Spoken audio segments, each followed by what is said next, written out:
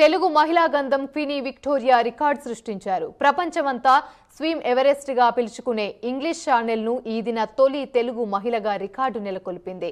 గంధం క్వీనీ విక్టోరియా ఇక హైదరాబాద్ చేరుకున్న తనకు ట్రైనింగ్ అందించిన ట్రైనర్లు, కుటుంబ సభ్యులందరూ కలిసి ఘనస్వాగతం పలికారు.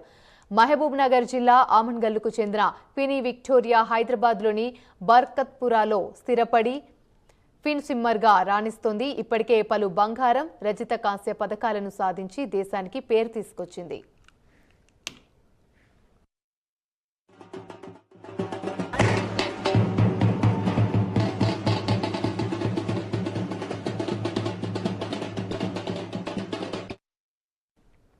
నలభై 44 ఏళ్ల వయసులో ఇంగ్లీష్ ఛానల్ ను ఈది రికార్డు సృష్టించింది క్వీనీ విక్టోరియా.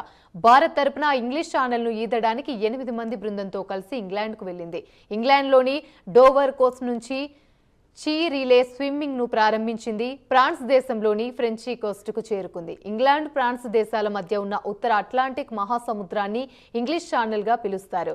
ఈ రెండు దేశాల మధ్య 36 కిలోమీటర్ల దూరం ఉండగా రాత్రి వేళల్లో అలల తాకిడి అధికంగా ఉండడం వల్ల 71 కిలోమీటర్ల మేర క్రాస్ స్విమ్మింగ్ చేసి 16 గంటల 50 నిమిషాల్లో ఇంగ్లీష్ ఛానల్ ను ఒకవైపు ఈదానని గంధం క్వీనీ విక్టోరియా తెలిపారు.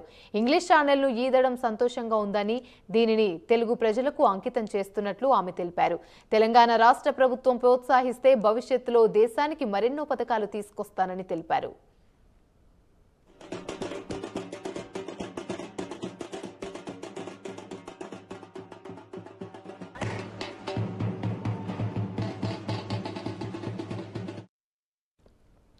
గంధం క్వీనీ విక్టోరియాకు బ్లూ డాల్ఫిన్ స్విమ్మింగ్ క్లబ్ కోచ్లు దినేష్ రాజోరియా, రాధికా వద్ద శిక్షణ ఇచ్చారు.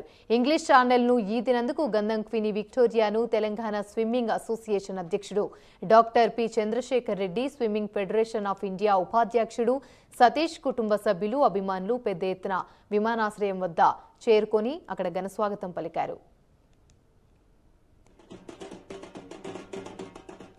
Yes.